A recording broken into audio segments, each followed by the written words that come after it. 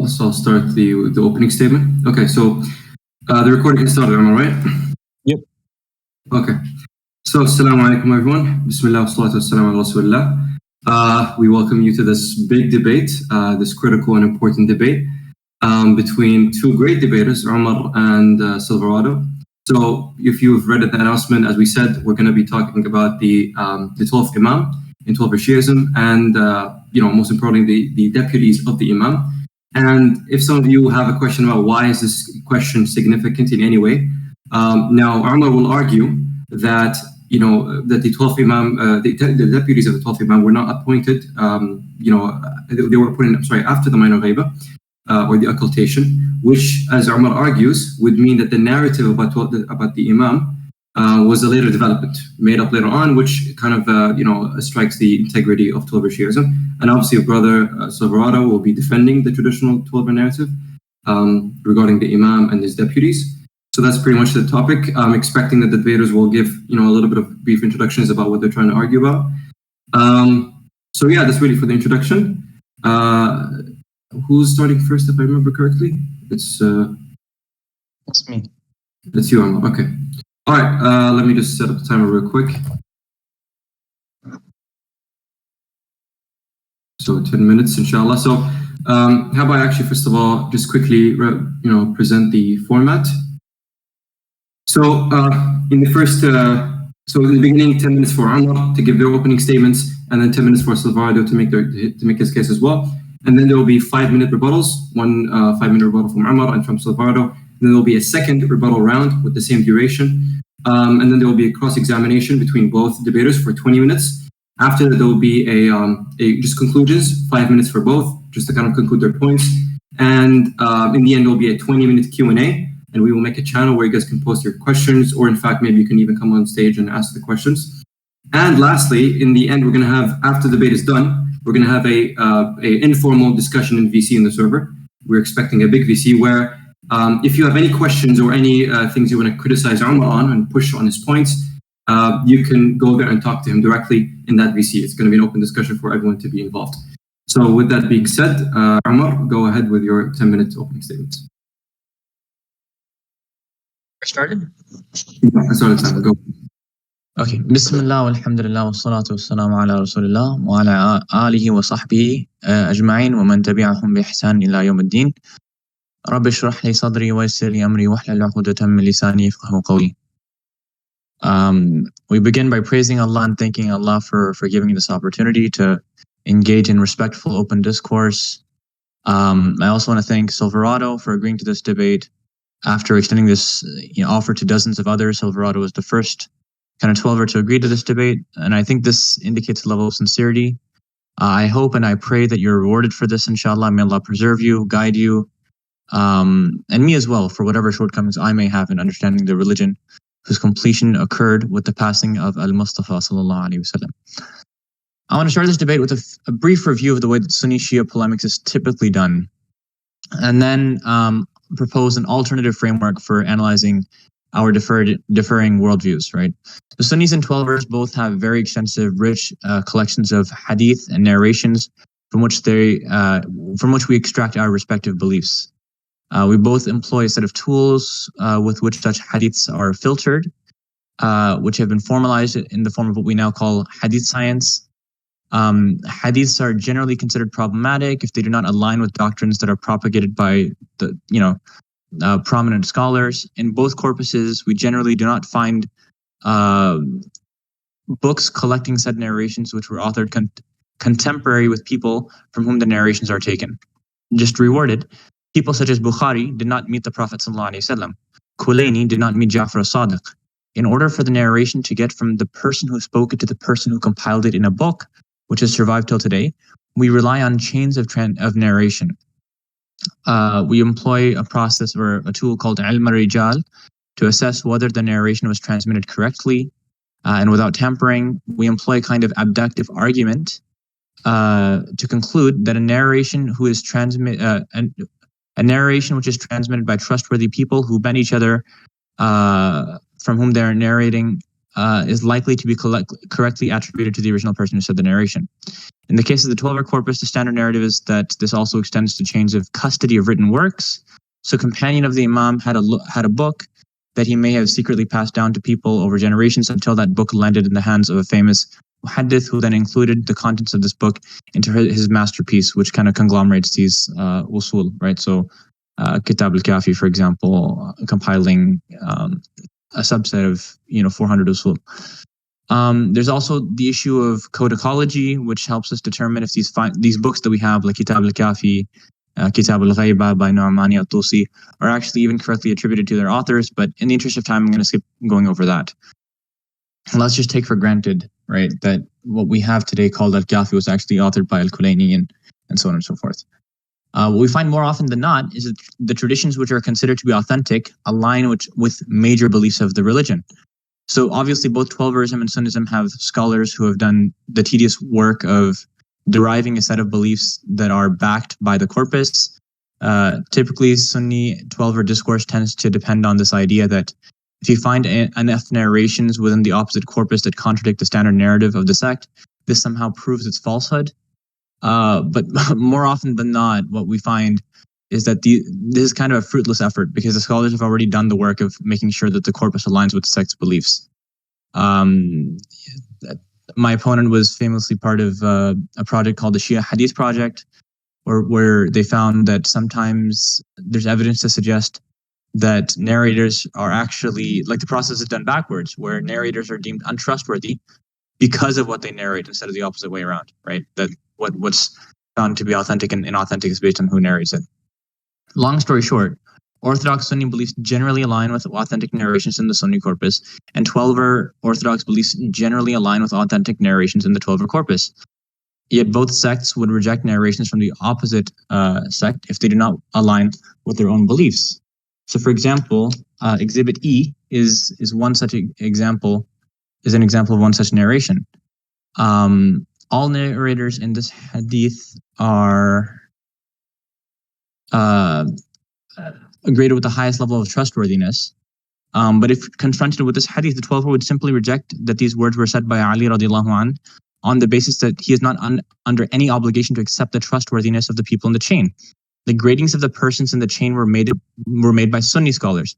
It is not inconceivable for a 12er that these Sunni scholars simply made up personalities or incorrectly graded liars as being trustworthy because they narrated things that were favorable to the Sunni narrative.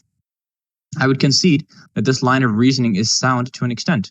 If I were a dishonest person, I could easily attribute a saying to, for example, Joe Biden with a chain of 3 or 4 narrators, and have another liar friend of mine, an untrustworthy friend, write a book of Rijal, declaring that such people are all trustworthy. This does little in the way of assuring that the saying was actually said by Joe Biden. So to this end, I would like to suggest an alternate framework with which to authenticate claims. Is there a sect-neutral, madhab-neutral method of authenticating whether certain sayings or beliefs were in fact said or held by opinions by people to whom they're attributed? I want to employ a framework known as argumentum e silentio, or the argument from silence, which is a tool widely used in academia, especially in history.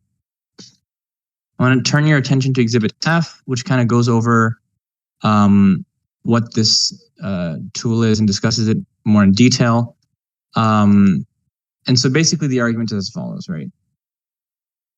The 12er conception of ghaiba had a clear evolution from start to finish, growing in level of detail from al-Kulaini to the time of al-Tusi, right? The canonical narrative of exactly 4 deputies was not even in wide circulation at the time of Kulaini. For him to have included it in his Kitab al-Kafi, which is supposed to be this comprehensive book. Now, was Kulaini even privy to this information? That it certainly does call into question whether or not Kulaini was aware of this narrative. Kulaini actually died in the same year as the 4th deputy, so he was contemporary to the deputies, but neglected to mention this 4 deputies narrative in his own book. To make matters worse, Kulaini's student, An-Nu'mani, who dedicated an entire book to resolving the questions surrounding the ghaiba narrative, neglected to include any mention of exactly who the deputies were. We see in Exhibit A, Nu'mani actually had every opportunity to discuss the identities of the deputies. In fact, he goes into there's this part of Kitab al-Ghaiba where he, delineates what the job of the deputies are and the role that they're going to play in the minor ghaiba. But he, forgets to mention who they actually are. I assert, right, that, and based on the conditions in Exhibit F from the argument from silence criteria, that the fact that Nu'mani and Kulaini and other scholars, contemporary to Imam al-Askari, As-Safar, for example, the author of Basar al-Darajat, the fact that these people neglected to mention who the deputies were is indicative of the fact that they, in fact, did not know, because the narrative was evolving. It wasn't even crystallized at that time. It was still in the process of being formulated, meaning that if the deputy narrative was not crystallized even at the time of the death of the fourth deputy, it's almost inconceivable that Imam al-Askari himself is the one who perpetuated this, gave them authority. Exhibit K shows that they had every reason to. There's people running around claiming to be the deputies, false claimants to deputyship, and instead of refuting these heresies, there was no explicit mention in surviving works of who the deputies were. So a couple more examples: Exhibit L, Exhibit H, Exhibit I. I'm going to have a minute left, by the way. That's about it for my opening statement. But these scans, basically, these last couple show. Oh, I need to provide the reference from which these scans are derived. 1 second. The book where I got these scans. Exhibit G, yeah. So Exhibit G. This is the book where a couple of later scans are found. And so the argument here, right, with these last couple of scans is that there are a bunch of heresies floating around where, people were claiming to be the deputy. And what you would expect is for scholars to go and refute their claims to deputyship by saying, no, you're not the deputy. The Imam clearly appointed, Uthman ibn Sa'ad al-Amri to be the deputy, not you, right? We don't find that. There's a kind of silence from the scholarship on this issue. And so if unless my opponent is able to provide a more robust hypothesis for why they were silent on the issue, I would conclude that this implies that because the narrative wasn't crystallized at that time. Okay, that's it for your 10 minutes for opening statement. Silverado, you can go ahead with your opening statement, and whenever you begin, I'll start the timer. أعوذ بالله من الشيطان الرجيم بسم الله الرحمن الرحيم. Assalamu alaikum everyone, and thank you Omar for debating and Hawazin for moderating.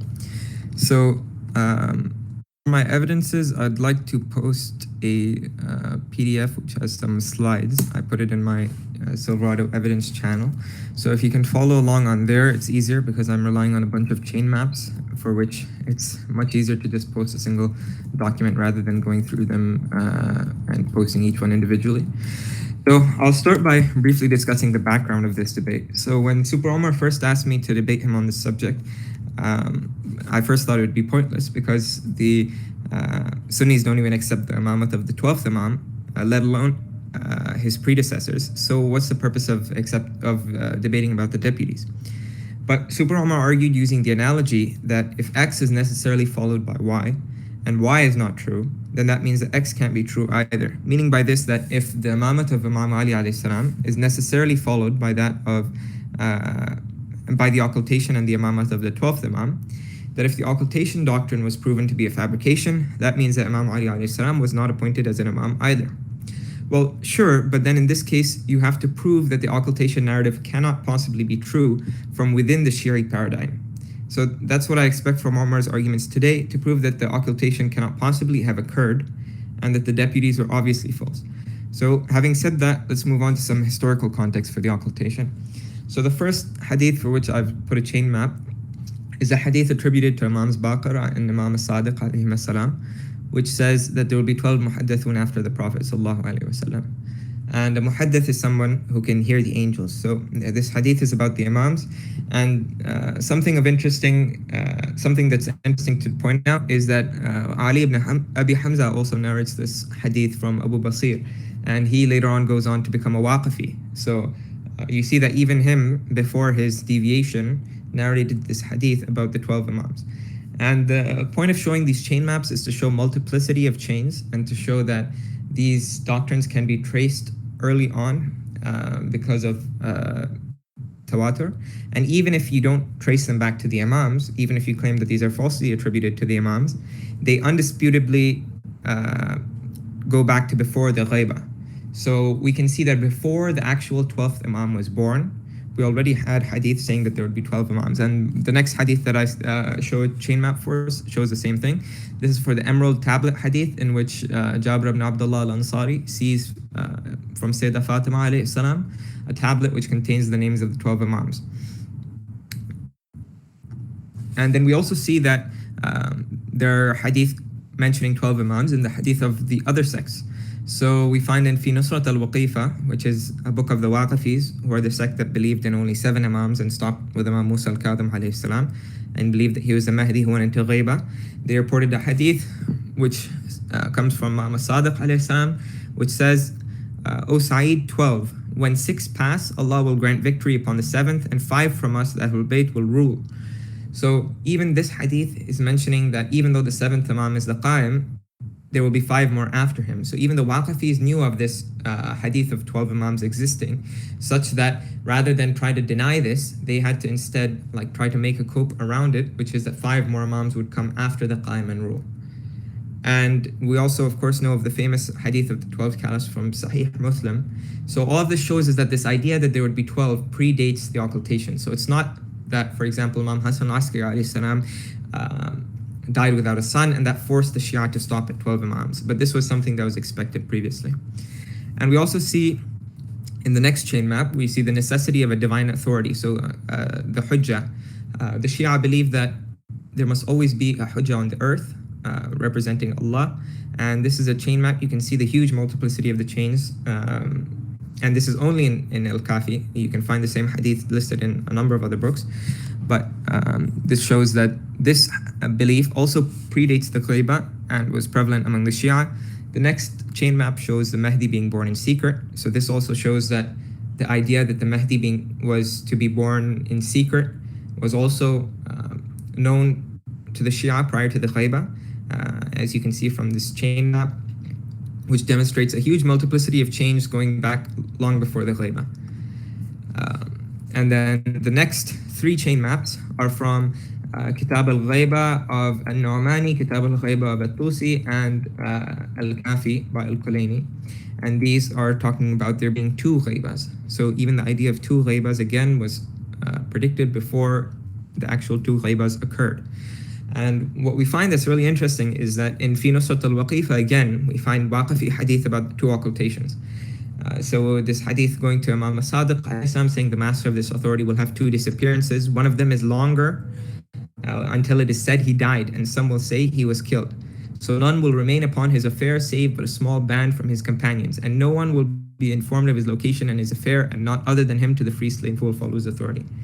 So even the Waqifis had hadith that there would be 2 different ghaibas, and they applied this to Imam al-Kadhim alayhi salam in that he had 2 periods of imprisonment, so they claimed that these corresponded to the 2 ghaibas. Now somebody may claim, okay, Fi Nusrat al-Waqifa reaches us through Tusi, so how do we know this isn't fabricated? Well, the hadith also contradict 12er doctrine, so it doesn't really make sense that if Tusi was going to fabricate hadith to attribute them to the Waqifa and then refute them, that he would create hadith which actually are against the Shia narrative, and then only to refute them and attribute them to the Waqifis when the Waqifis existed in his time and didn't believe in these things. And we also see is Abu Sahel al-Nawbakhti in his Tanbih, which was written during the minor occultation, around the year 290 Hijri or 903 AD, suggests that the greater occultation had begun due to a pause in letters received from the 12th Imam alayhi salam. So he says, and the correspondence has ceased, so it is correct for us to establish the existence of the Imam by what we've mentioned of the argument and the correctness of his occultation by the famous accounts regarding the Imam's occultation, and that he has two occultations, one more intense than the other. So during the minor ghaiba, Abu Sahl al-Nawbakhti is writing saying that the major ghaiba has started, or he believes the major ghaiba to have started, because of the pause in letters.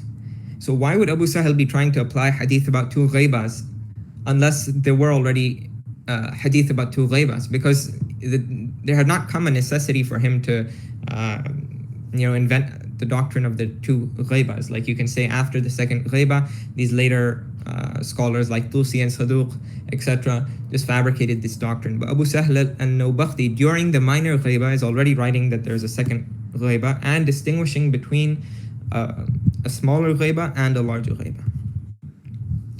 Another evidence we see is Ibn Qaba al-Razi also writing during the minor occultation, and he died during the minor occultation. So that's major proof that this was written during the minor occultation. So in a tract against the Ja'fariya, meaning the followers of Ja'far al-Kadhab, the son of Imam al-Hadi alayhi salam, he says that we saw that the Ja'fariya and our predecessors had already narrated before the event what demonstrates the imamat of al-Hasan. That is a report quoted from Abu Abdullah Sadiq alayhi salam, who said, when three names follow one another, Muhammad and Ali and Hassan, the fourth will be the Qa'im. So the very fact that he's using this as an argument against the Ja'fariya means that this is something that both the sects agreed upon and which was narrated before them. So again, this idea that the Qa'im would be the fourth after a Muhammad and an Ali and an Hassan, which is exactly what happened historically, again predated the actual birth of the Qa'im. So these are not things that just happened that the community then had to make up hadith in order to deal with. These are things that were predicted beforehand. So next, Uthman ibn Sa'id al-Amri and the deputies. Omar claimed that the Kulaini and Nu'mani don't talk about the deputies, so therefore this means that they didn't believe in them.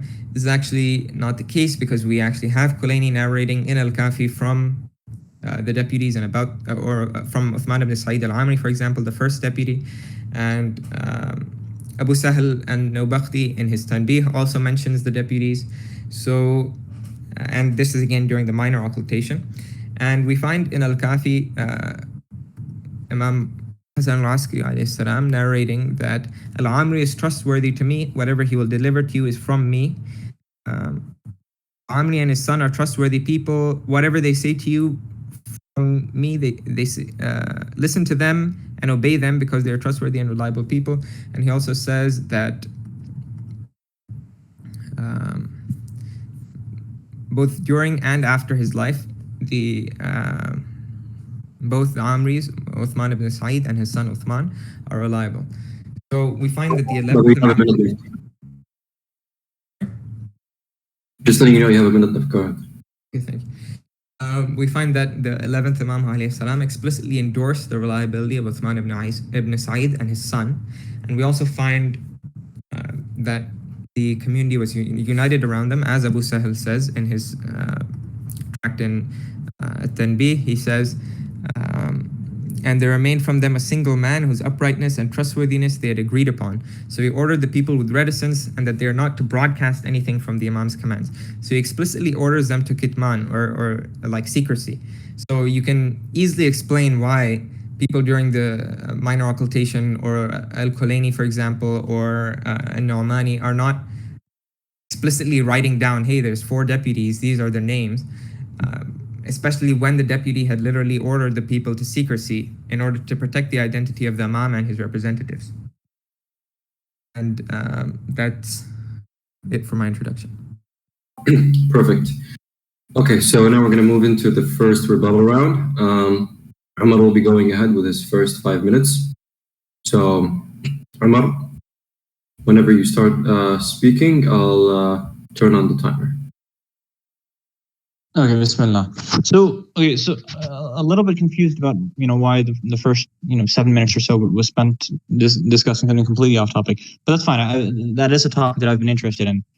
So I'll kind of humor that. Couple of questions for my opponent to respond to or answer, inshallah, during his time. That would be appreciated. So first thing, the tablet, right? This emerald tablet hadith. If there was a belief. Or if the names of all the Imams were known during the lifetime of Fatima Zahra, radiallahu anha. A question that I have for my opponent now is, how come there was so much confusion about who the Imams were during the lifetimes of the 11 Imams, right?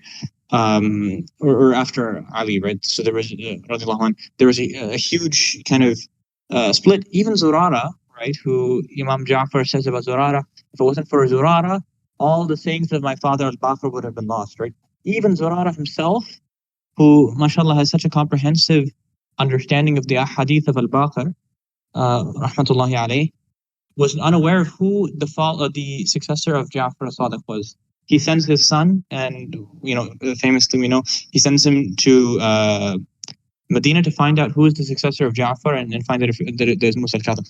If this was known, who the deputies are, why would he do this? Why was there so much confusion about who the Imam was after Ja'far Sadiq, after Ali al-Hadi, after even Hassan al-Askari, right? And we find that in Exhibit H, for example, we find that people believe that Hassan al-Askari was actually the one who went to Ghaiba. So, why is there so much confusion if there's this emerald tablet that has all the answers? What's the answer to that? My opponent sends this chain map showing that there's hadiths showing the belief in 12 Imams. Again, not the topic. What I would say to this is, sure, I mean, even if we grant that there were this belief in 12 Imams, which I don't believe, by the way, that's a separate debate in and of itself. Even if we grant that there was this belief in 12 Imams and that there actually are 12 Imams, this doesn't prove his point.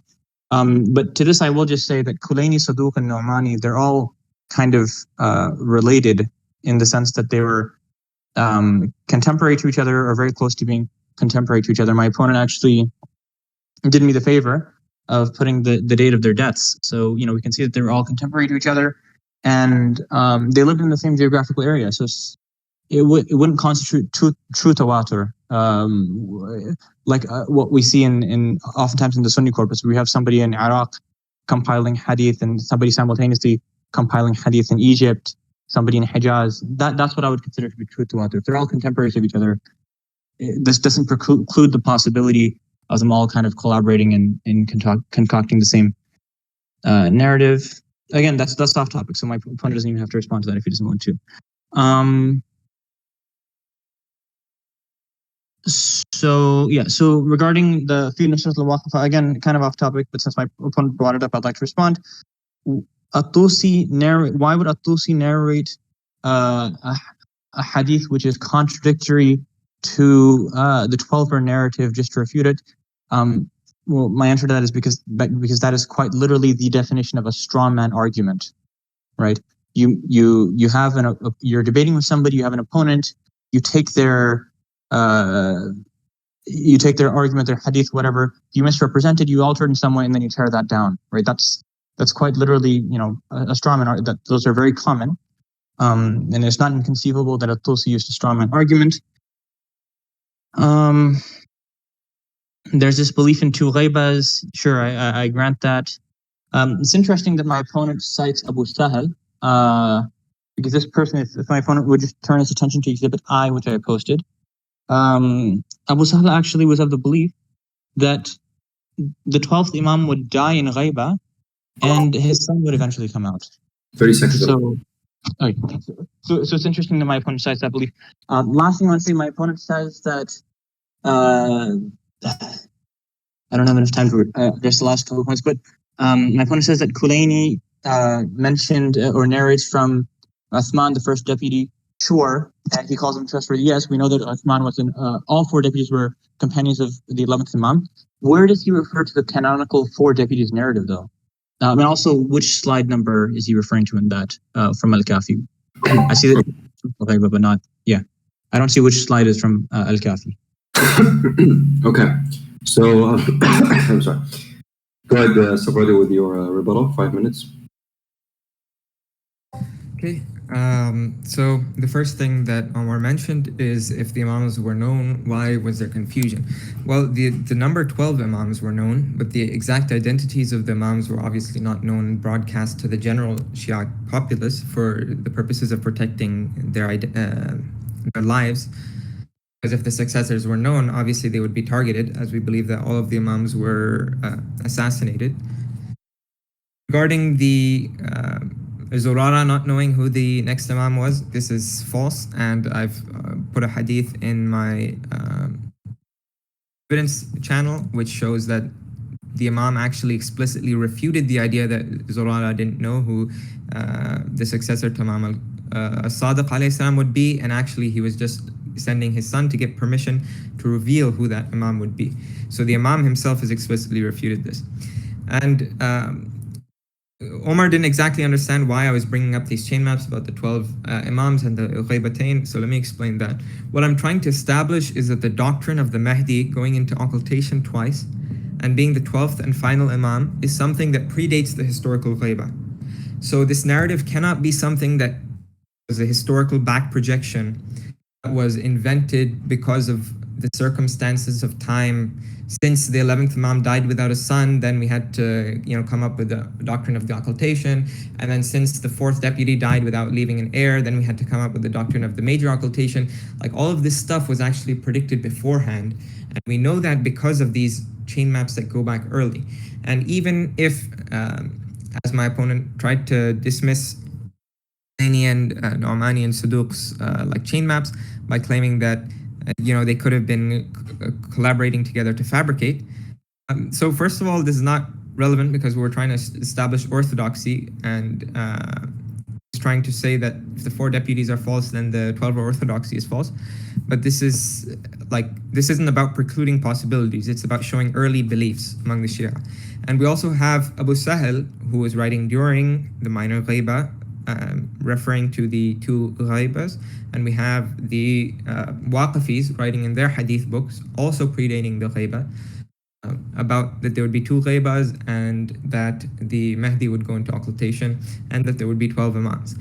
As for Tusi allegedly strawmanning, nobody, I asked Omar for this before, for a single example of a scholar fabricating hadith, attributing them to another sect, and then writing a book refuting those fabricated hadith.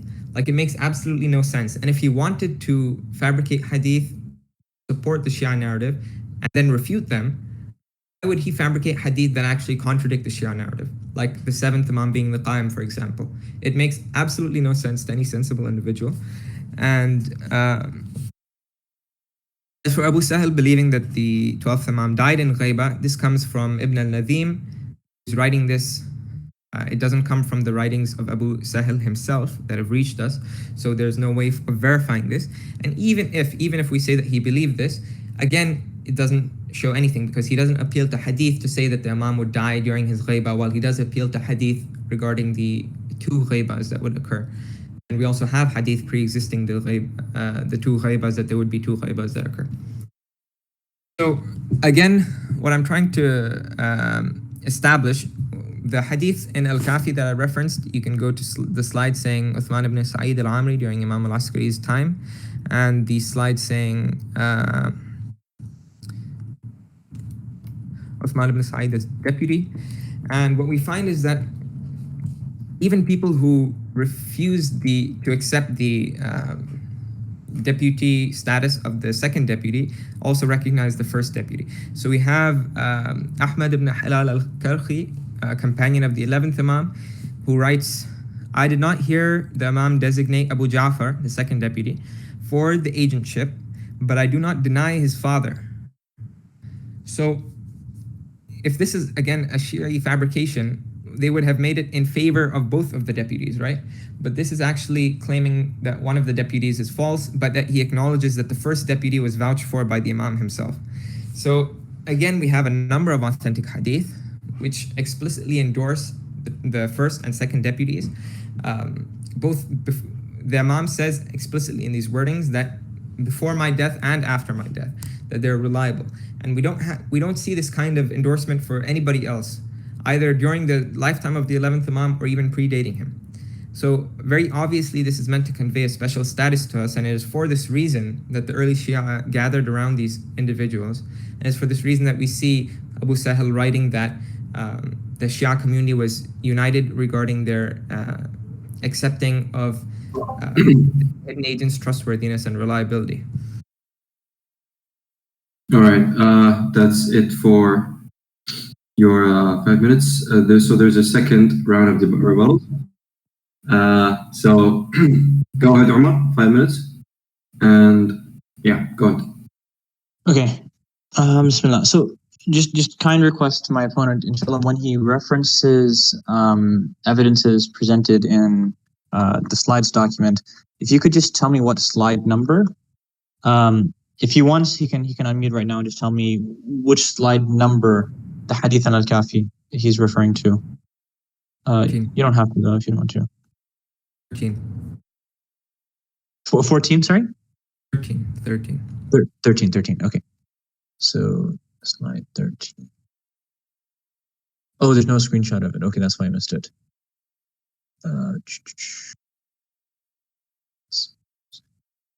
I also posted, okay, so regarding the whole Tulsi thing, right? And again, I hesitate to go further and further into that because it is not relevant specifically to the debate.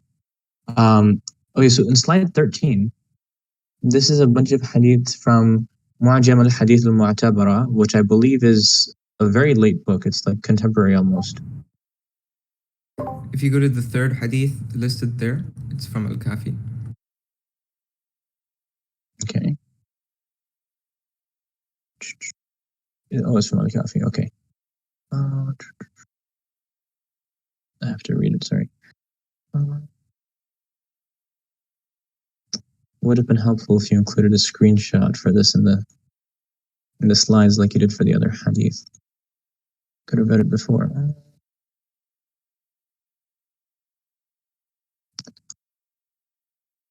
Yeah, I mean, okay, so Uthman bin Sa'd was Al-Amri was a companion of the Imam. So sure, and he makes, indicates to the people that, he's going to have some sort of authority after the death of the Imam. I'm not disputing the deputyship of the first Imam. I'm disputing the entire narrative as a whole, right? So Al-Kulaini was contemporary to all four deputies, right?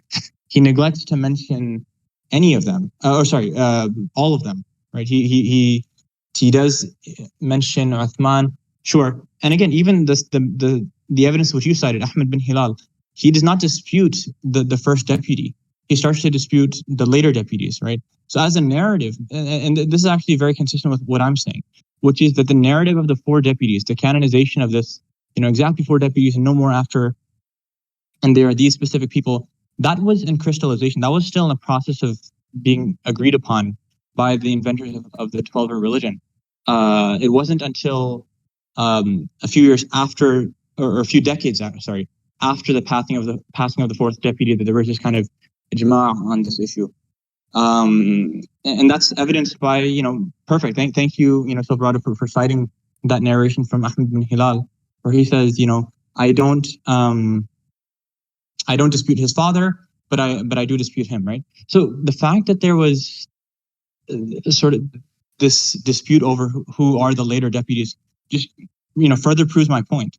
And actually, you can see if my opponent reads the whole narration towards the end of it, which he cites, there's kind of this. I think the third deputy kind of responds to that accusation of not recognizing second deputy as like, oh, the Imam has issued like a curse on you. I believe that came up during my research. My opponent can correct me if I'm wrong during this time, but so this kind of back and forth, we can see that there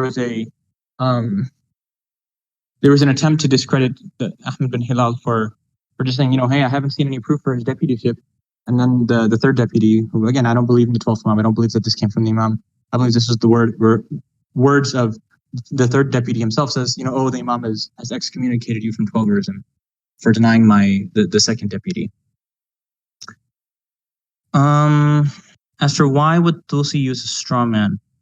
Tulsi would use a straw man. Tulsi would narrow that. Okay, so when you straw man an argument, obviously you're going to cite something which differs from you in some way, right? So Tulsi citing from Fi Nusrat al-Waqifa is a hadith which contradicts the 12-verb point of view. That's how you do a straw man, right? You cite somebody who disagrees with you, but it's a straw man version of the argument. It's a weaker version. It's a misrepresentation, and so it's easier to kind of beat down, right? So that's the answer to that. Why would Tulsi narrate something which contradicts to the narrative? Well, obviously, if you're going to refute an opponent, obviously they have to differ from you in some way. If the belief in the okay, so my opponent's response to my kind of argument from silence was that the deputies were ordered to be silent. Well, if the deputies were ordered to be silent about their identities, then how come Tulsi comes out and discusses exactly? Sorry, how much time? Is that it? Yeah, that was done, right? Yeah. If you need any couple more seconds, I can give you that, but that's about it. Okay, yeah, real quick. Okay. Why? If you're going to say it's to protect their identities, the deputies were already dead by the time of Nu'mani's writing Kitab al-Ghaiba. According to, we know when Nu'mani lived and died. According to the agreed upon opinion of when he wrote the book is well after the death of the 4 deputies. Okay. All right, guys, we're approaching, the end of the debate or towards the middle. So anyways, Silverado, go ahead with your 5 minutes. I'll begin it now. Okay, so Omar mentioned why does Tulsi talk about the deputies if they're supposed to be hidden? Well, Tulsi was writing long after the deputies were dead, so it was no longer necessary to protect their identity. And he said that the narrative and canonization of the 4 deputies was in crystallization. Well, yes, because the 4 deputies were being appointed one after the other, right? So people who were living during one deputy's time did not already know there will be 2 more deputies after this guy, and these are their names, but rather every single deputy. So the first 2 deputies, Uthman ibn Sa'id and Muhammad ibn Uthman, had explicit tawthiq given to them by Imam Hassan al-Askari alayhi salam, who explicitly vouches for them even after his death. So you very rarely see this kind of tawthiq given to any ashab of the Imam, but it's very significant that it's given to these 2 who would go on to be deputies.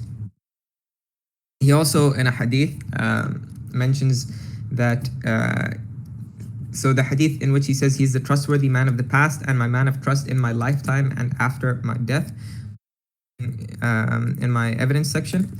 And then the hadith in which he says that, in which he shows Uthman ibn Sa'id, the 12th Imam alayhi salam, and he says, this is your Imam and after me and my caliph over you. And he says, accept from Uthman what he says and obey his order and accept his word, because he's the vicegerent of your Imam. So I posted that as well in my evidences section.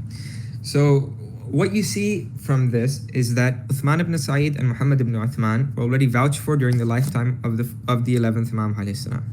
They saw the 12th Imam alayhi salam and they were accepted as having seen him, and they were accepted by the Shia community at a large because of the fact that they had been vouched for by the 11th Imam alayhi salam. Now, as for Ahmad ibn Hilal denying the Muhammad ibn Uthman, what's relevant to note is that he acknowledges that the community at large was saying that Muhammad ibn Uthman had succeeded his father. So we do see that the majority of the Shia were in agreement that Muhammad ibn Uthman was the successor of his father. And this is also proven by the fact that we have reports that the letters that were issued during the time of Muhammad ibn Uthman and Uthman ibn Sa'id were in the same handwriting that they were issued during the time of Imam Hassan al-Askari alayhi salam. So what does that mean? It means that Muhammad ibn Uthman was the one who was writing the letters from the time of Imam Hassan al-Askari alayhi salam, when he was writing under his father, to his father's own deputyship when he was writing under him, to when he was writing himself during his own deputyship for on behalf of himself for the Imam. So we find is that each of the after Muhammad ibn Uthman, he gave nas to Hussein ibn Ruh, and there's countless evidence for this in the hadith in Tulsi's Ghaiba, and this is something that's undisputed. There's nobody else who claimed that they had nas from Muhammad ibn Uthman other than Hussein ibn Ruh, and after Hussein ibn Ruh, Ali ibn Muhammad al-Samuri. So don't claim that the 11th Imam ﷺ said that there will be 4 deputies after me. The first of them is Uthman ibn Sa'id, the second will be Muhammad ibn Uthman, the third will be Hussein ibn Ruh, and so on. What he did was he appointed the first 2, or he appointed the first and made clear the tawthiq of the first 2. The first was succeeded by his son, the second was succeeded by Hussein ibn Ruh, and the third was succeeded by Ali ibn Muhammad. And as for Nu'mani being, why did Nu'mani mention them? Well, Nu'mani was alive during the period of the last deputy. So it is still significant to protect still significant at that time to protect their identities. And as for Kulaini, who was also alive during the minor ghaiba, we actually have him narrating explicitly from the deputies. So in Kamal ad-Din, there's a narration where he narrates from the second deputy, Muhammad ibn Uthman, and then in Al-Kafi, as I already showed, he explicitly narrates the tawthiq of Uthman ibn Sa'id and his son, both during and after his lifetime, which again shows you that Kulaini believed that these 2 were legitimate deputies of the Imam alayhi salam. And that naturally means that the other 2 were also legitimate deputies because they were the only legitimate claimants to successorship. There were no other claimants. You can mention others like Shalmaghani or whatever, but Shalmaghani was appointed by Hussein ibn Ruh. So if you want to say that Shalmaghani was a deputy, you have to say that Hussein ibn Ruh was first. So again, all of these evidences add on each other and show that the Shia Orthodox narrative actually does make sense as a continuous whole from the existence of 12 Imams and the belief in the occulted Mahdi all the way through the 4 deputies. And Omar has been trying to improve this paradigm to show that it's not possible, but has not done that as of yet. Okay, perfect. So we finish now from the rebuttals. We now enter the cross-examination. So the cross-examination, as I said, are going to be 20 minutes. So in the beginning, the cross-examination will be led for 10 minutes by Omar. And then Silverado, he will lead the second round of the cross-examination for 10 more minutes. So yeah, go ahead and maintain, let others speak. You guys don't speak over each other. These kinds of basic rules. So go ahead, Omar. Okay. You started the timer? Wait, no, 1 second, actually, yeah. Yeah, okay, go ahead. Okay, so again, I feel like we're going to get into this whole taqiyya issue of, what, because fundamentally, right, the answer to my challenge, Silverado, that you're proposing, the challenge being, give an alternate hypothesis as to why Nu'mani and Kulaini are silent on the 4 deputies narrative is, it was taqiyya, right? They're trying to protect the identities of the deputies and all that. I posted, so a couple of things, right? So first of all, if you look at my evidence channel, the last thing that I posted was an Orientalist. It's from the same book that it's from that very same book that Exhibit G gives the reference, right? But an Orientalist kind of dates Nu'mani's writing to be around 342 AH. And the 4th deputy died in 329 AH. So yes, Nu'mani, maybe was a child or a baby around the time that the 4th deputy died, sure, but certainly, or a young adult, but certainly, I don't think that you would claim that Kitab al-Ghaiba was written contemporary to the 4th deputy. Is that what you're asserting?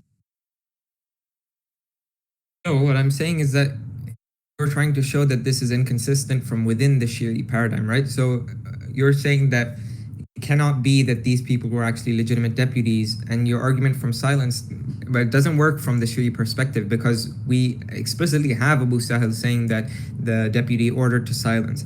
So like when we literally have a report from within the minor occultation saying that the people were ordered to silence, obviously you would expect that even for time afterwards, people would be secretive about the identities of the deputies.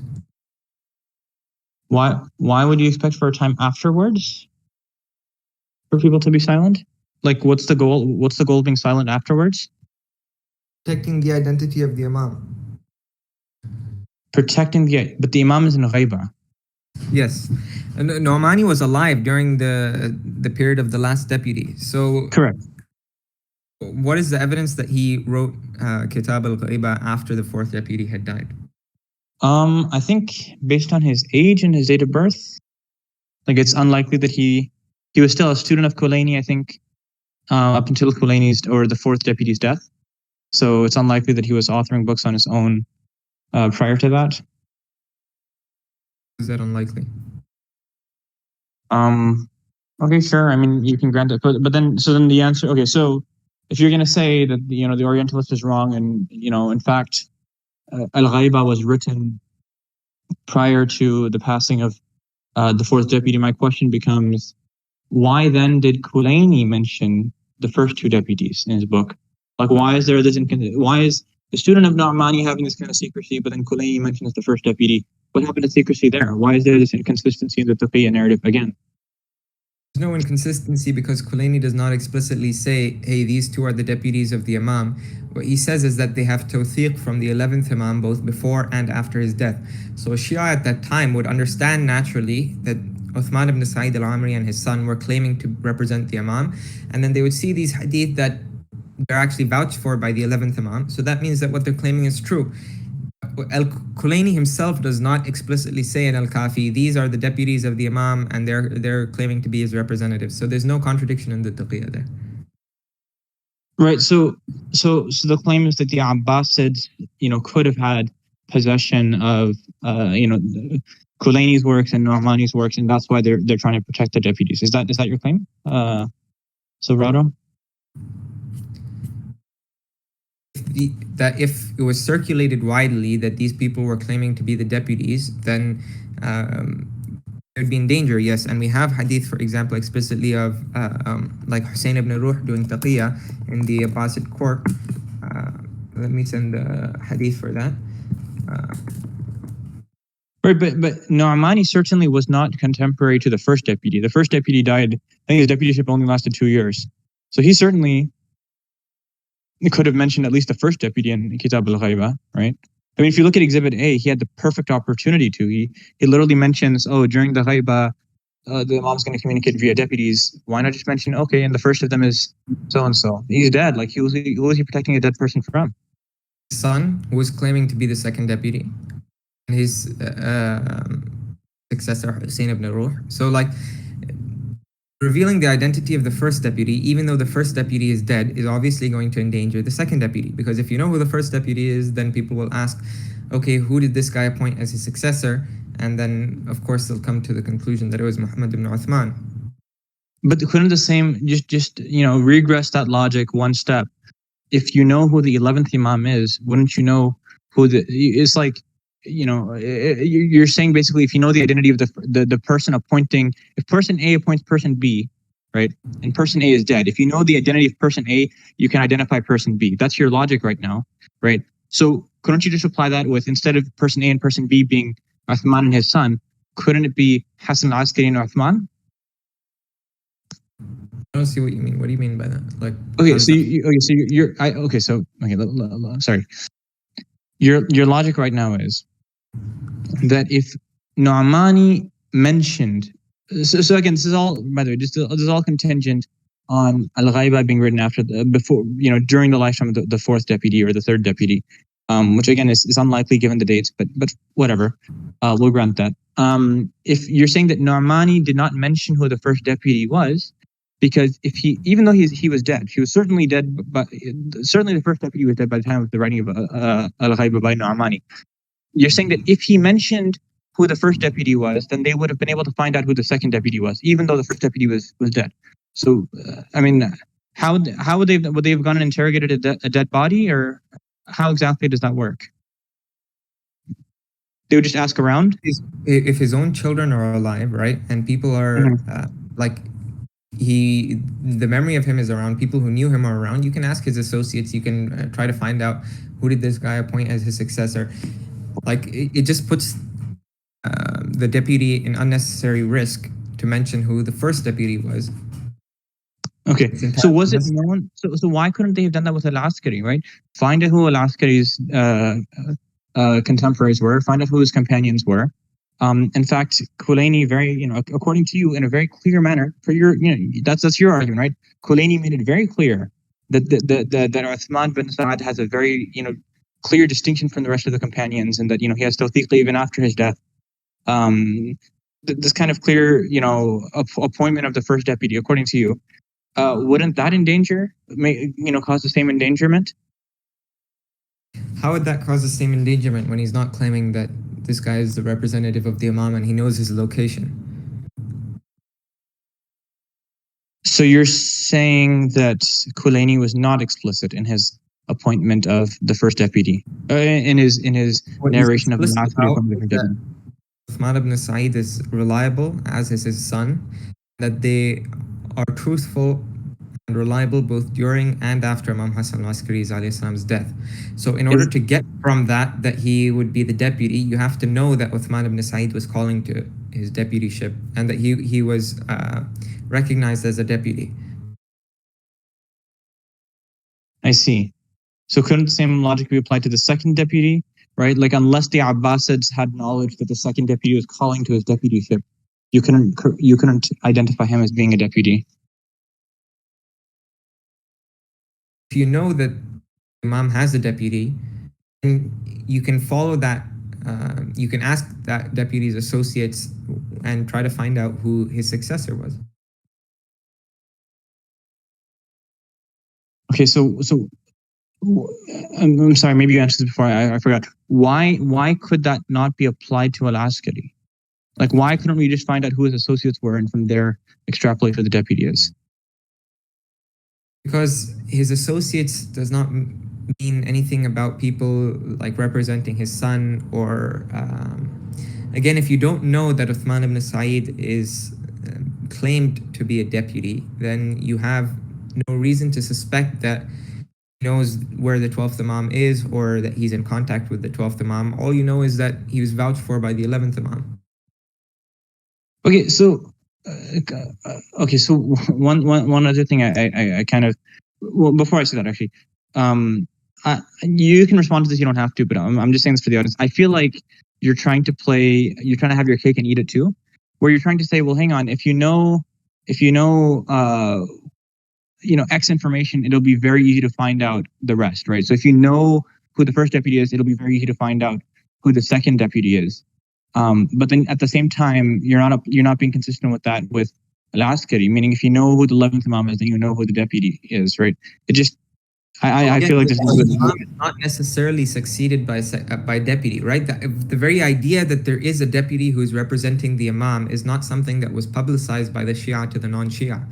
So just by knowing that this guy was mentioned, yes, but just knowing that this guy was reliable does not tell you anything about there being deputy and this guy being the deputy. But knowing that there was a deputy and this guy is a particular deputy, then you can investigate his companions, you can investigate his children, and you can try to find out from there. And it puts the second deputy in unnecessary risk. I wasn't at the end of my time. So that's it for the opening statement. I mean, not the opening statement, the cross-examination. So now, Sabadi, go ahead. Yeah, I know. He has his 10 minutes. Yeah, so Sabadi, you can go ahead with your cross-examination. So my first question for Omar would be, he's claiming that since the 4 deputies were canonized later and they were written in the sense that they were first written about and mentioned explicitly in order that these are the 4 deputies after they had already died. My question would then be, what about the canonization of the Quran, in that our earliest manuscripts of the Quran come from after the Uthmanic standardization? So does this mean that the Quran was not understood to be the same before the Uthmanic standardization? No, I wouldn't. I don't believe that logic follows with the canonization of Quran. So are you just to clarify, are you trying to discredit the entire argument of silence kind of asl? Yeah, what I'm saying is that if you're saying that since there's no book written during the lifetime of the deputies that says these are the 4 deputies and these are their names and this is their order, that means that there is no system of deputies. So does the absence of a Quran before the Uthmanic standardization mean that the Quran was fabricated by Uthman? No, I don't believe that logic follows. They're not analogous. And the reason why What would be more analogous, for example, is, we have people writing books about the Quran, or there's mentions of the Quran in between the Uthmanic, canonization and the Prophet ﷺ, and those evidences, those references to the Imam to references to the Quran completely neglect to mention like Surah Kawthar or like some random surah, right? That would be analogous. That would be an argument from silence. There simply being an absence of a manuscript from that time is not sufficient for saying that the Quran didn't exist. Like in my example, How do we know? Yeah. What was written before the Uthmanic canonization, which mentioned that this is the Quran, these are the 114 chapters of it, and this is how it was revealed. Because the Quran has true tawatur, not like that tawatur of the chains that you presented, where they're all kind of compiled by people who live within 15 miles of each other. We have true tawatur across the entire Islamic world of the Quran. Okay, so then you're appealing to the idea that these mutawatir chains are fabricated regarding the deputies. But again, you're arguing from the Shia, you have to argue from the Shia paradigm that this is impossible, right? Because in order to disprove the occultation and thereby disprove the Shia narrative, you have to prove that it is not possible for this to have been the case. So what proves that it is not possible that these 4 deputies were in fact recognized by the Shia as the deputies and succeeded one another, and the first 2 had approval from the Imam? Okay, I'll answer that, but could I just, if you give me permission, could I respond to the first comment you made about tawatur of the 4 deputies? Yeah. Yeah. So what tawatur are you appealing to regarding the 4 deputies? You said I was referring to the hadith about the 12 Imams and the 2 ghaibas and the hidden birth, not the. Right. So I'm not being inconsistent there, right? When I appeal to Quranic tawatur, that's legitimate. Then I'm not being inconsistent with rejecting any kind of tawatur with regards to the 4 deputies. Just to make that clear to the audience. You were rejecting the tawatur regarding the 2 ghaibas and the birth of the Mahdi in secret and the necessity of the divine authority. I mean, again, that's not the topic of the debate.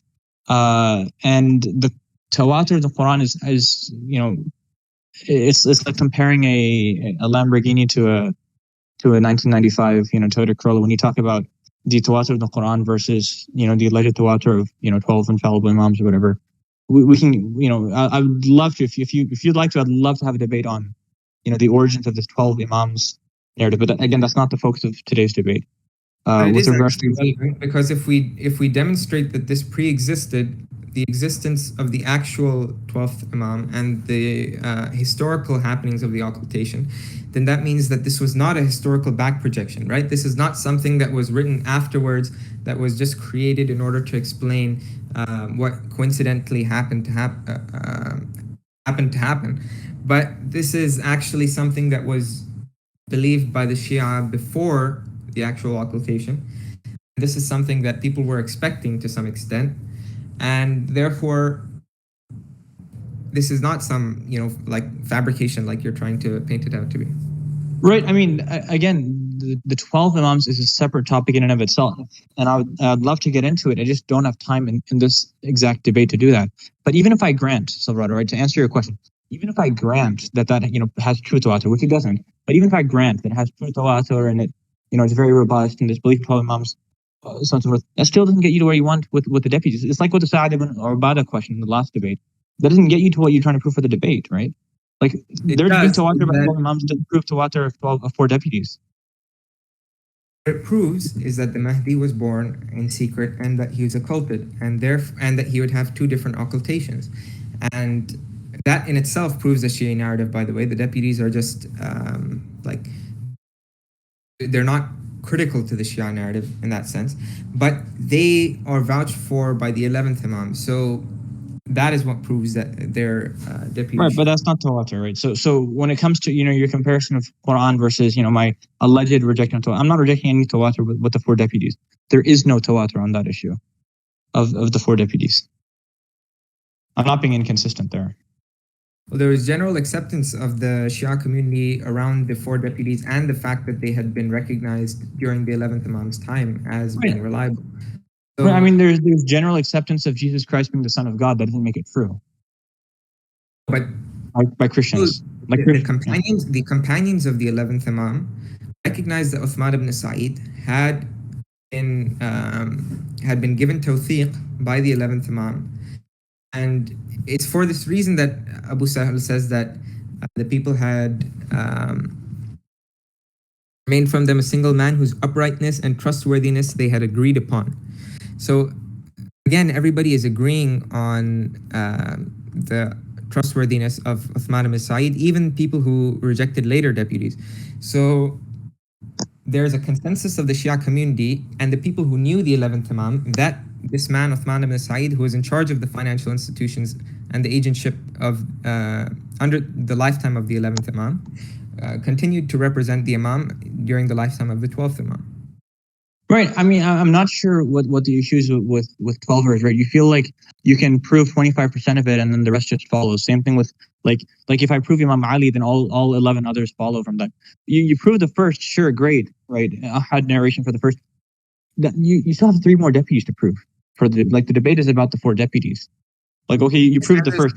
There's no contention among the Shia community regarding who those deputies were. Like, there's hadith of Nas for all of them. There's hadith of letters arriving. Like, there's nothing. In fact, that's not problematic about. There's nothing theologically problematic about there being more than these 4 deputies. So there's no reason for the Shia to just make up that these 4 were the only 4 deputies. But we don't have reports, first of all, of letters coming from anyone other than these 4 deputies. We don't have reports of the Shia community gathering around other than these 4 deputies. We don't have reports of other than these 4 being given explicit tawthiq by the Imam as his representative. In fact, that couldn't be further from the truth.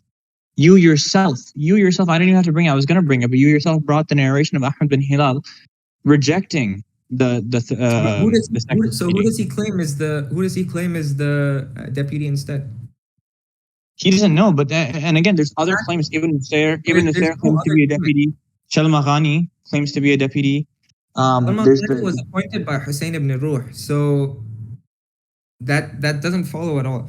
Like, Shalmaghani was not claiming to have been appointed by Muhammad ibn Uthman, or to his appointment came from Hussein ibn Ruh, allegedly. Then he started to claim that he was an independent deputy. So again, and the Shia community did not gather around him as they gathered around the other deputies. So again, appealing to like an exception like Ahmad ibn Ishaq or Ahmad ibn Hilal is not prove that the general community did not gather around these deputies. In fact, Ahmad ibn Hilal acknowledges that the general consensus was that Muhammad ibn Uthman was the successor of Uthman ibn Sa'id. He just says, I have not seen evidence for Muhammad ibn Uthman being appointed. But we know from other hadith, from others, companions of Uthman ibn Sa'id, companions of the 11th Imam alayhi salam, that he was in fact appointed. So Ahmad ibn Hilal, not knowing that Muhammad ibn Uthman was appointed, says nothing about that there were other deputies, there were other claimants to the deputyship. No, so my point in bringing those examples up is to dispute your point, right? You made a very inaccurate point about there kind of being this kind of pseudo ijma, or everyone kind of just won with the 4 deputies narrative. That couldn't be further from the truth. There's pandemonium. In fact, in Firaq al-Shi'a by al-Nawbakhti, he cites 14 different sects that emerged after the death of al-Askari, ranging from beliefs that al-Askari is actually the one who went into Ghaiba, to beliefs like from Abu Sahal, who would say that, or according to you, the person who narrates from Abu Sahal, that the 12th Imam is going to die in Ghaiba and his son is going to come out. A range of this pandemonium. Nobody knows what's going on. Shalmaghani is out here claiming to be a deputy. Ibn Nusayr is claiming to be a deputy, and then he claims to be God. There's a grandson of one of the deputies claiming to be the 5th deputy. There's utter pandemonium at this time. So ijma, or this kind of peaceful agreement on the same narrative, it couldn't be further from. Even though there were splinter sects during the lifetimes of the Imams as well. But the majority group was the group that believed in the imamat of these 12 imams and the deputyship of these 4 deputies. And have, for example, Abu Hassan al-Ashari, who says, and he died during the minor ghaiba, he says that the majority of the Shia believe that Al-Hassan ibn Ali explicitly designated the imamat of his son, and he is the hidden, awaited one, according to those who claim he will reappear and fill the earth with justice. So yes, there were these splinter groups, but again, there was still an orthodoxy. And the existence of splinter groups does not disprove the claim of the orthodox group. Right, so, I mean... Wait, I actually gave you guys even an extra minute to finish up. Yeah, if you really need to mention a point, you can, inshallah, discuss it in the informal discussion, open discussion in VC later. Okay, so with that, I think we move now to the final part of the debate, which is the conclusions. Actually, so yeah, we have conclusions, then we still have the Q&A.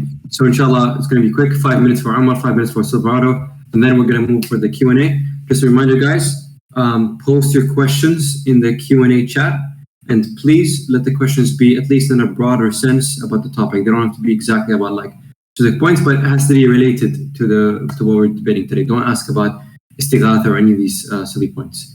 So yeah, but go ahead, Umar, with your conclusion. Start the... Hello? Yeah, I'm sorry, as soon as you speak. Okay, cool. Yeah, so Bismillah, alhamdulillah, wa salatu wassalamu ala rasulillah. Just to quickly address the last couple of points that were mentioned in that cross-examination point. Again, subhanAllah, like, we came to a topic that is so critical to the debate. I actually didn't get to mention this in my opening statement, but I'm glad my opponent brought it up. There was pandemonium in the Imami community after the death of Al-Askari. Nobody kind of knew what happened. And that's why this argument from silence is so powerful. Because against this backdrop of pandemonium, 14 sects, according to Firaq al-Shia by al-Nawbakhtiyya, 14 sects splinter off, right? And instead of, Nu'mani and Kulaini coming and kind of reeling everyone to hang on, guys, the Imam left us with somebody, in charge.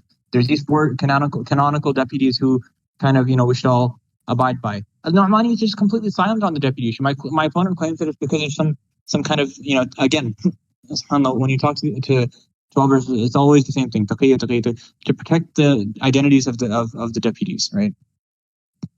I just posted 2 more scans from that same book. Another example. I could have brought, I don't know how many, but I remember in my research, so many, more than I could count, examples of false claimants to deputyship. I don't want to, exaggerate, but, inshallah, maybe after the debate, I can bring you 20 examples. People who claimed deputyship in this, just off of the PDF that I have open on my computer right now. I gave example of one more, Ja'far ibn Ahmad. If you look at the bottom of the page, footnote 74 and 75, claimed to be the 5th deputy. So again, the furthest thing from, ijma or like peace, and like everyone knew, the Imam made it very abundantly clear, and the majority of Shia surrounded around the same narrative. The majority sect may or may not have ended up winning. I haven't, done the math on like who believed what, and whether the orthodox, the people who believed in the canonical 4 deputies, in fact, had the majority at the time. According to my opponent, Abu Hassan al-Ash'ari claims that there were that the majority believes in the 12th Imam and were correct. Islam is not a majority vote religion, right? If you look at the majority of Sunnis, the majority of Muslims or people who are at least Muslim in the dunya, since my opponent says that we're kuffar in the akhirah, but the majority of Muslims in the dunya, don't believe that Imam Ali is an infallible Imam. So if we go based on majority, does that mean that we're right? Obviously not. Again, like last time in the last debate, my opponent's central argument or central rebuttal to my argument was taqiyya, right? Why did Imam Ali give bay'ah? It was taqiyya to kind of for whatever reason. Same thing happening here, right? why is Nu'mani why is Nu'mani silent on who the deputies are? Exhibit A, he has the perfect opportunity to mention, he goes through, he mentions the roles and responsibilities of the deputies during the ghaiba. He doesn't mention that. He doesn't mention who they are. He doesn't even, to my knowledge, he doesn't even mention four.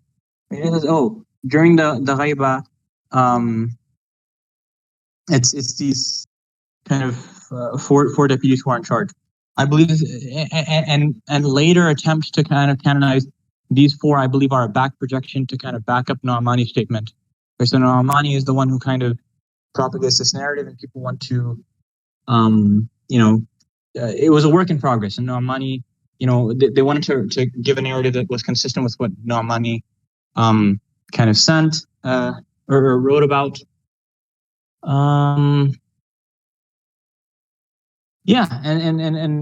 To conclude, I think my opponent's response to why Nu'mani neglected to mention the four deputies, it's because he wanted to protect the identities of the deputies.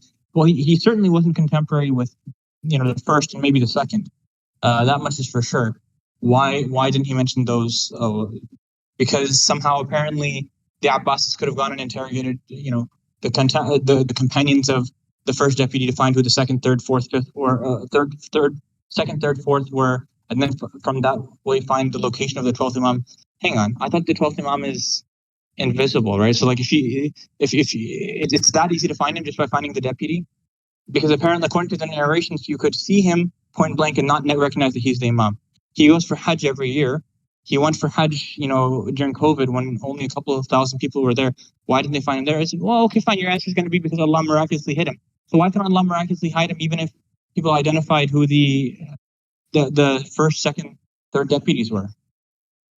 I don't know. It doesn't quite add up to me. I think the argument from silence is very compelling, and we can clearly see that the narrative starts with less details and goes to more details towards the end during the time of Tusi, where he very explicitly says, no, these are exactly who the deputies are. And that kind of progression of details is a classic example of construction of an a posteriori construction of a narrative, back propagation of beliefs. Okay, so that's it for Omar. Go ahead, Silverado, and just a reminder, guys, after this, there'll be a Q&A. Go. Okay, so to conclude, my point overall was to show that actually the belief in the 12 Imams, the belief in the occulted Mahdi, the belief in the two ghaibas, all of this predated the actual historical happenings of the two ghaibas, of the birth of the 12th Imam, of the death of the 11th Imam without an apparent heir, and so on. So we know that these, and we can reliably establish based on these chain maps and so on, that these, and works that we know were written during the minor ghaiba and even before that, during the time of Imam al-Rida alayhi salam and the Waqifis, we can establish that the Shia had these beliefs circulating among them. Now, how do we account for splinter sects and confusion when the ghaiba started? Well, naturally, even if people knew of hadith that there would be two ghaibas, this was an unprecedented event in the history of Shiism. So it is only natural that one would expect that people would be confused and perplexed and not know exactly what's going on now that for the first time in Shia history, there is no apparent Imam. And there's this unprecedented case of a non-member of Ahlul Bayt who is now acting as the representative of the Imam who one has to go through. However, we do see that this gradual preparation towards the ghaiba in the lives of the later Imams. Like, for example, we see the development of the system of the Wakala, during which there becomes like a financial system that can survive without the Imam's direct presence for receiving khums and zakat and so on. And we also see that in the lifetimes of the 10th and 11th Imams, most of the way that they communicated with their followers were through letters. So again, this is to prepare them for the eventual lack of an Imam.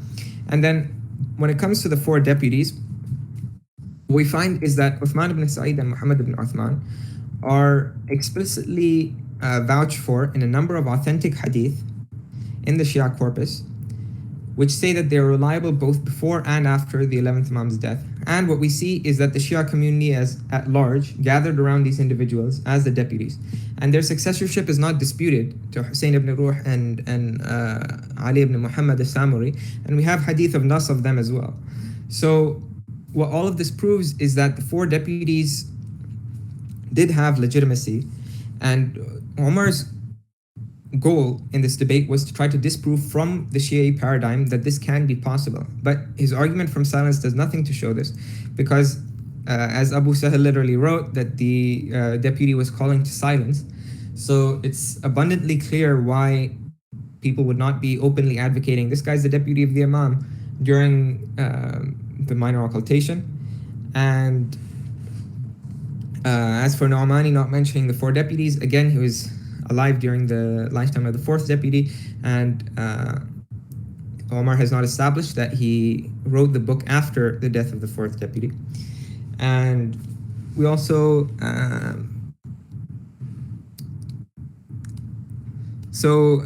and then Omar was talking about why Allah couldn't protect the 12th Imam. Again, these are all ways of protecting the 12th Imam. So there's a reason why the Imams, even though Allah could, for example, protect them and prolong their lives, all of these Imams had to practice taqiyya, and the deputies had to practice taqiyya, and we have explicit reports of the deputies practicing taqiyya. So all of these are ways through which Allah acts, right? But in order to conceal and protect the identity of the Imam. So the Imam's identity was protected by the taqiyya of the deputies, and the deputies all had a continuous nas going back to the 11th Imam, and were all recognized by the Shia community at large. And it was recognized that the 12th Imam had gone into ghaiba, and yeah, that's it.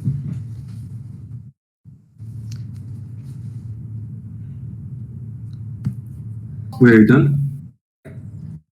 Okay, perfect. I muted myself by mistake. Okay, so we're done for the conclusions. So now we move on to the Q&A. There aren't much questions because this topic is a bit new. So I'm going to be just reading the questions to whom I may concern. And yeah, so Amr, first of all, there's a question which may be a bit basic from Ahmed al-Bosniak about like what exactly is a deputy? He asked. So I guess Silverado couldn't actually also answer this as well, and give a perspective about what is a deputy to those who may not exactly understand what a deputy is.